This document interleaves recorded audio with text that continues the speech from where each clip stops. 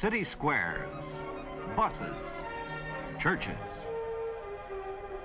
plowed fields of black soil, tractors, trucks, and grain in the elevators, rolling hills, hometowns, friends and neighbors, backyards and streets, and the highway over to Junction City. This is America, young, lusty, where necessity has been indeed the mother of invention. The westward push. For 250 years, we spread thin across a continent. Another 50 years and the job was done. The new rawness gave way to dignity and a way of life. People were established. It was time to turn to new things. With great daring and a certain amount of apprehension, a man could buy one of those newfangled buggies, a horseless carriage. This was the year, 1903, that the brothers named Wright, Orville and Wilbur, at Kitty Hawk, North Carolina, put wings on the engine and flew.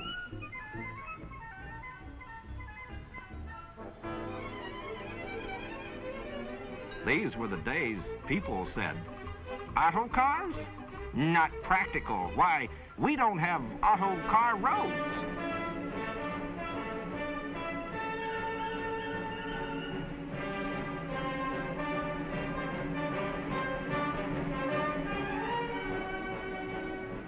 By the 1920s, cars were old hat. But to most people, the Wright brothers' invention was still new. It was at this time they saw their first airplane. The day of the barnstormer had come. You saw them at county fairs. They landed in pastures, took a few of the daring for a ride, and moved on. It wasn't all joy rides. Airplane people were serious. They flew the mail from coast to coast. By 1927, there were 240 airports in the land. City fathers debated the question of where to put the airport. Today, there are 7,000 airports. Every major city has at least one. Almost half of America's airports are publicly owned. They are a public facility like parks and streets, libraries and auditoriums. They are the basis of new industries and the extension of others. They are in growing demand and strive mightily to meet that demand. A third of America lives in small towns and on farms or ranches. These towns have less than 2,500 people and are centers for the surrounding country. Since the first barnstormer landed in the levelest adjacent pasture he could find, the small towns have discussed and planned airports. The biggest question then and now is where should the airport be? How far from town? Or how close to town? Will air visitors walk? Or will there be commercial ground transportation or courtesy cars? The land immediately available was often accepted as solving the question. Today, the town fathers, the civic planners, are more thoughtful. There are examples to study. There is experience to draw from. But most important is the nearly phenomenal growth of airplane usage to be considered. Airplanes aren't an occasional sight anymore. They are common. They are almost old hat. An airport is a terminal, a depot. It should be easily available, as close to town as possible. Airport specifications vary according to altitude and temperature. Local specifications are available from state aeronautics departments. How big is the job of building a community airport? The biggest investment is the land, 15 to 40 acres, level and clear, with good airplane approaches at both ends. Airport expansion must be considered. Longer runways, future parking space, and more hangars. Wise men look back over the past 2 decades and plan for the 20 years to come. Farmers and ranchers are ardent and faithful airplane users. The big ground distances in rural America are reduced a third or a quarter by flying. This flying is having a strong effect on the economy of raising a crop and bringing it to harvest.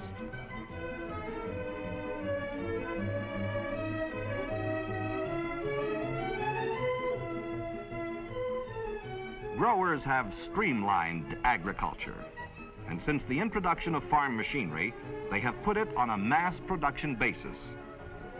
Since World War II, the airplane to the farmer has been a useful piece of farm machinery. The local airport has become community headquarters for seeding and fertilizing, the application of harvest sprays, the control of weeds, the control of insects and all the principal crops. An airport is no luxury item. It is the hub of thousands of acres of farmland, and to the surrounding community, the rural airport reduces the cost of aerial dusting and spraying. The airplanes can be based close to the job, and by this, the savings can be as much as $1 an acre for each acre fertilized, seeded, dusted, or sprayed.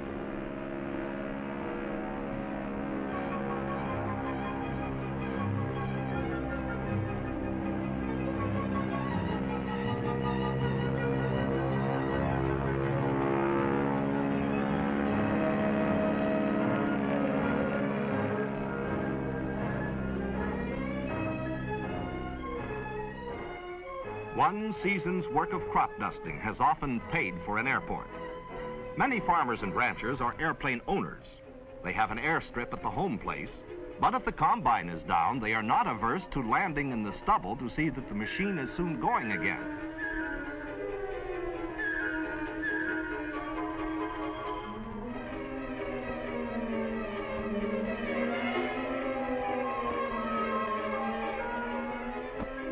Learn to use the airplane like a pickup truck, to go into town for plowshares, axles, or seed. Tomorrow, they'll go over to Eden to attend the farm auction, and they'll make a dozen trips into town before the plowing is done.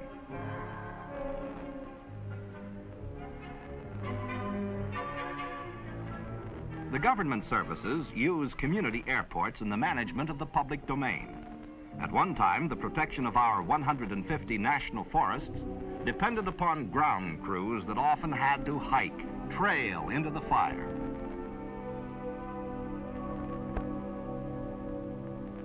Today, the Forest Service contracts for fixed base airplanes to spot and survey fires. Older planes are usually used for this work since they have short landing field characteristics and are especially suited to the job.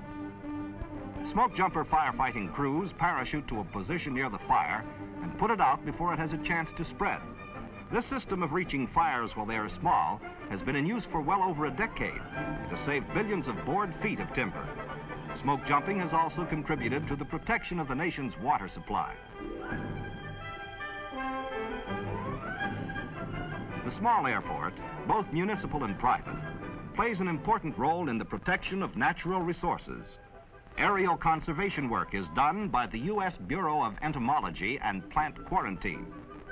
In the east and in the west, large forest land areas have been sprayed to kill destructive insects. The gypsy moth, the tussock moth, the spruce budworm, the pine butterfly.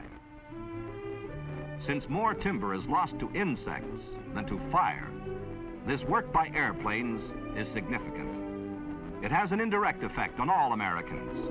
It reaches out to us through our lumber industry, through our nation's wood supply, into paper and furniture and housing and all the products of wood. American industry and business in the West, in the South, in the East, is the #1 user of airplanes and airports.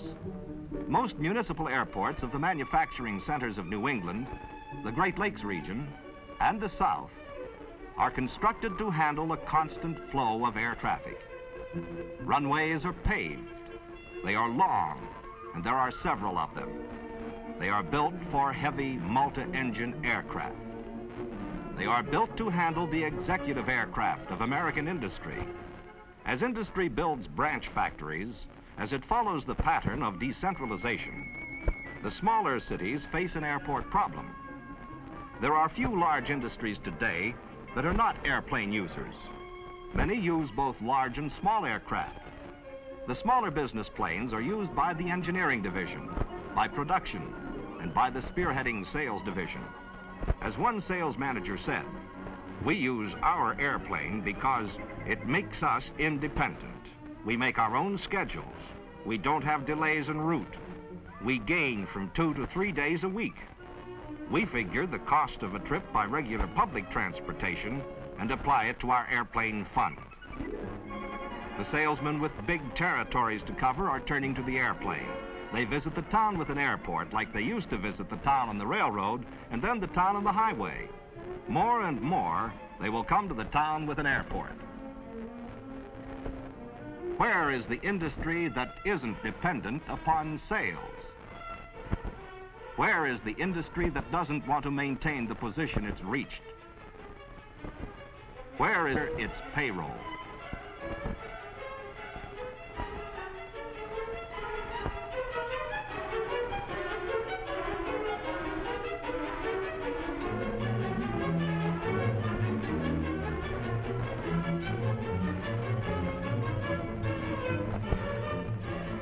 The flow of America's products from manufacturer to consumer is vital.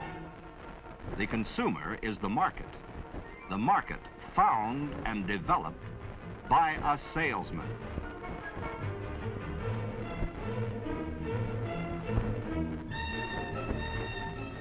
Airports serve in local emergencies. They are part of the plan in case of national emergency. Airports are terminals for freight. Airports are a necessity to a multi-million-dollar dusting and spraying business.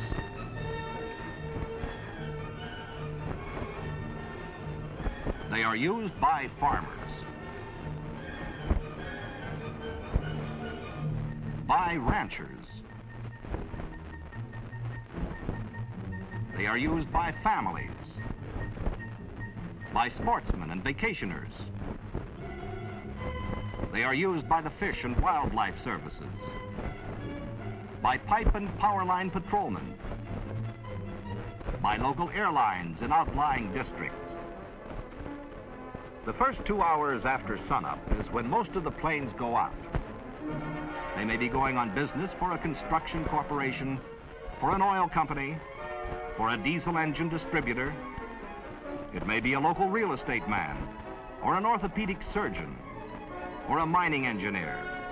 They may land at Winnipeg, Atlanta, Mexico City. They may land at Oak Ridge, Fairbanks, Flagstaff, or Anaconda. They may land at your town or mine. For the air is the greatest freeway man will ever know. It doesn't have to be built or maintained.